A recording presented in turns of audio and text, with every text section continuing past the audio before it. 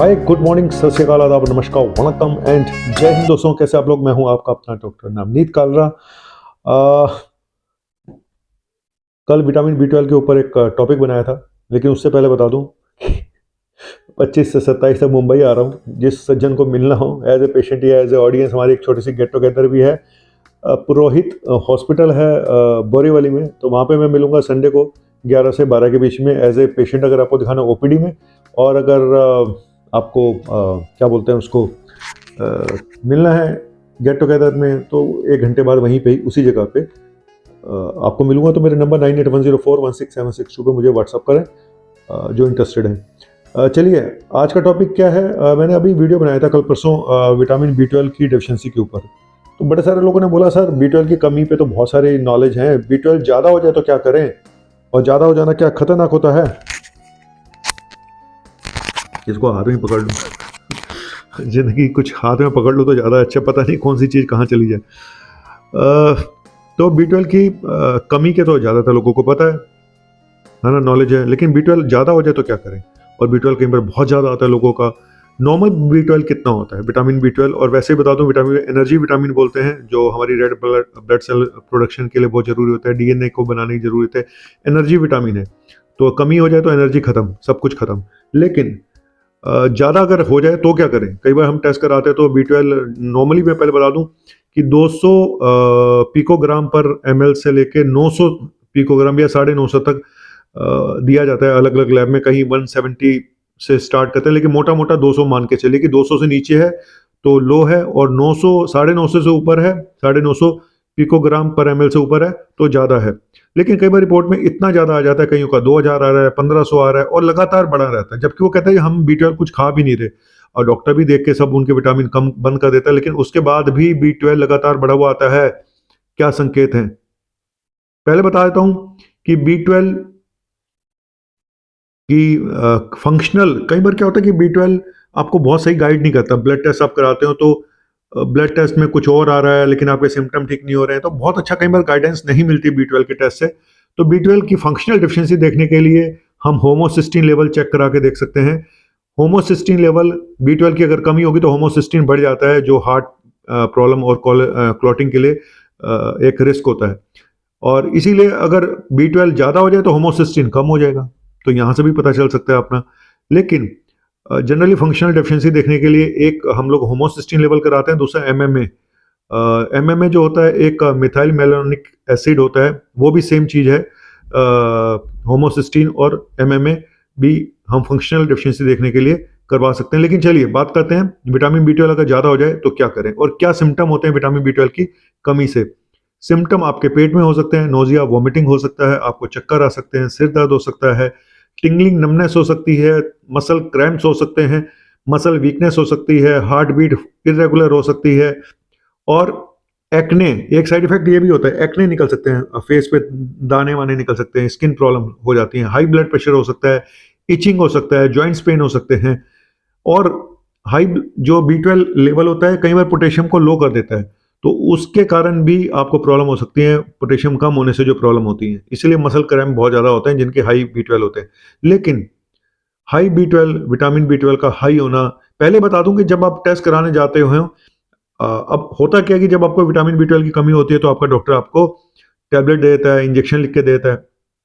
कई बार लोग बिना टेस्ट कराए भी इंजेक्शन लगवाते रहते हैं, ओवर एंथुजियास्टिक होके, है ना। मेरी कमी, मुझे लग रहा है मेरी वीकनेस है सर, वो ताकत के इंजेक्शन लगा दो, डॉक्टर भी लगा देता है, 4-5 ठोक देता है। पर मैं हमेशा बोलता हूँ कि अपना बी 12 टेस्ट कराए बिना मत लगवाएं। दूसरी चीज़, जब आप बी 12 टेस्ट कराने जाते हो तो अपनी मेडिसिन 1 महीना पहले बंद कर दें, इंजेक्शन 1 महीना पहले बंद कर दें, तभी एक्चुअल रिपोर्ट आपकी आएगी, नहीं तो गलत रिपोर्ट आ सकती है। फालतू में वो बढ़ा हुआ दिखाएगा, फिर आप घबरा जाओगे। लेकिन आखिर बढ़ा हुआ विटामिन बी 12 किस चीज़ का संकेत देता है? देखो, कई बार तो अगर आपने ओवरडोज ले ली है तो कोई बड़ा संकेत नहीं है, आप उसको बंद कर दो, थोड़े दिनों बाद दोबारा कराओ, महीने 2 महीने बाद तो ठीक हो जाएगा। लेकिन कई बार जब सप्लीमेंट भी अब, और फूड ऐसे जो होते हैं जिसमें हाई बी 12 होता है उसको भी बंद कर दो।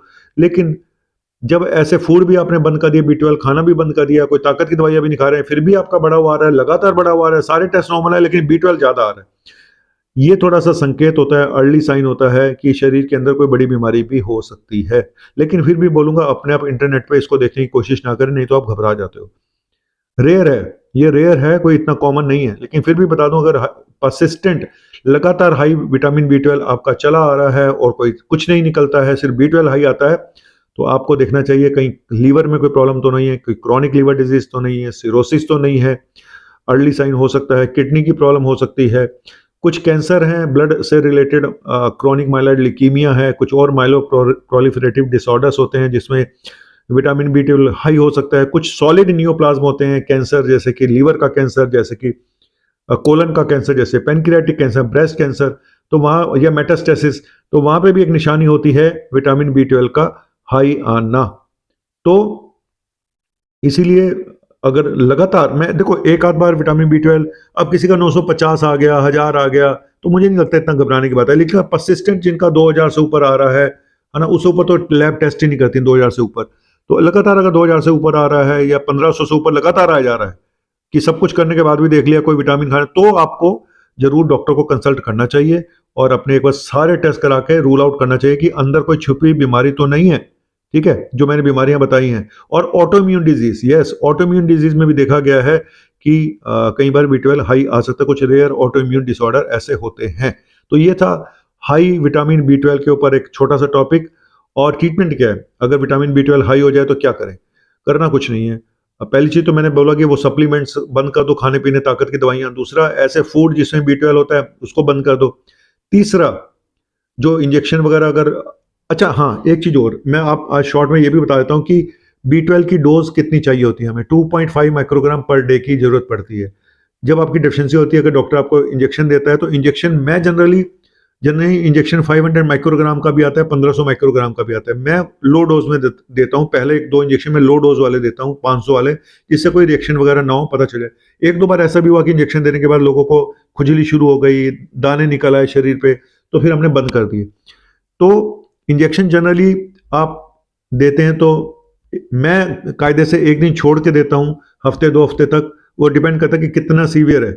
अगर 100 से नीचे आ रहा है, 50 के आसपास है, 60-70 है, तो मैं 2 हफ्ते तक यानी टोटल 10 इंजेक्शन देता हूं, वो भी 500 से 1000 माइक्रोग्राम के। उसके बाद हफ्ते में एक, उसके बाद महीने में एक, उसके बाद 3 महीने में एक। तो धीरे धीरे हम कम करते जाते हैं मेंटेनेंस डोज को। होता क्या है कि कई लोगों को टैबलेट देने से पूरा नहीं पड़ता है, एब्जॉर्ब भी नहीं होता है, एब्जॉर्प्शन पुअर होता है विटामिन B12 का। ये बहुत बड़ा कारण है जिसकी वजह से हमें इंजेक्शन देने पड़ते हैं और कई बार टैबलेट देने से कोई रिलीफ नहीं मिलता है। और एक और चीज और मैं बताऊं कि मैं जनरली विटामिन B12 को ये देखा कि जिनका नॉर्मल भी आता है 200 के आसपास, तो भी उनको सिम्टम आते रहते हैं। तो एवरेज 400 के आसपास, 500 के आसपास रहे विटामिन B12 तो बहुत अच्छी बात है, तभी जाके सिम्टम रिजोल्व होते हैं। मैंने ये देखा, थोड़ा सा बिल्कुल मिड रेंज में अगर रखेंगे तो ज्यादा अच्छा होगा, ना ज्यादा हाई और ना ज्यादा लोअर साइड की तरफ। कईयों का 200 सवा 200 भी आता, तो भी मैं B12 दे देता हूं, क्योंकि उनके सिम्टम ठीक नहीं होते। जबकि अगर टेस्ट देखो तो उसमें B12 आपका नॉर्मल आ रहा है, किनारे पे है। तो इसके लिए फंक्शनल डेफिशिएंसी देखने के लिए भी टेस्ट होते हैं, हालांकि 100% कोई भी टेस्ट नहीं है। जैसे मैंने बताया, फंक्शनल डेफिशिएंसी देखने के लिए होमोसिस्टीन लेवल है, MMA एसिड है, लेकिन और कुछ लैब कोबालामिन करती हैं, मिथाकोबालामिन की जगह। लेकिन कुल मिला के आपको क्लिनिकली और पेशेंट की रिपोर्ट देख के कुछ आइडिया लग जाता है। तो सीवियर डेफिशिएंसी मैं मानता हूं कि 100 से नीचे है तो सीवियर डेफिशिएंसी है, 100 से नीचे तभी मैं इंजेक्शन देता हूं, अगर मुझे लगता है। लेकिन कई बार पेशेंट टॉलरेट ही नहीं करते टैबलेट को, टैबलेट खाते हैं उनके पेट में प्रॉब्लम हो जाती है, तो ये भी इशू है। कुछ लोग इंजेक्शन से साइड इफेक्ट होते हैं। अच्छा, बिना टेस्ट करे पहला इंजेक्शन जरूर टेस्ट करना चाहिए, स्किन टेस्ट जो होता है, हम है ना, वो बिना करे मत लगाएं, क्योंकि रिएक्शन कई बार सीवियर रिएक्शन एनाफाइलैक्सिस भी हो सकती है। और इंजेक्शन हिप में लगाना चाहिए, बाजू में नहीं लगाना चाहिए। तीसरा, इंजेक्शन लगने के बाद थोड़ी देर वहां बैठे रहें, 10 मिनट तक। कोई रिएक्शन अगर वगैरह होती है तो जरूर वहां पे हॉस्पिटल में या जहां पे भी लगवाने गए हो, और पहला इंजेक्शन कोशिश करें हॉस्पिटल में ही लगवाएं या ऐसी जगह लगाएं जहां डॉक्टर और नर्स दोनों मौजूद हो, ठीक है। क्योंकि कोई रिएक्शन अगर होती है, पहले इंजेक्शन में प्रॉब्लम नहीं होती तो आगे चल के भी प्रॉब्लम नहीं होती है, ठीक है। Thank you very much. आपका अपना मुन्ना भाई MBBS। आज थोड़ा सा चेंज करा है, कुछ पैसा खर्च करा है, तो मैं टेबल वेबल ले आया हूँ, कुर्सी में ले आया हूँ। तो अब आप लोग अभी भी अगर सब्सक्राइब नहीं करोगे तो फिर मुझे दुख होगा, इसका खर्चा कौन निकालेगा। चलिए, ये है मुंबई नगरिया तू देख बबुआ, सोने चांदी की नगरिया तू देख बबुआ, सोने चांदी की नगरिया में। जा रहा हूँ देखने कौन सा सोना चांदी मिलता है मुझे वहां। वड्डे लोग वड्डी गल्ला, ए बिडू चल, हट, साइड में होने का।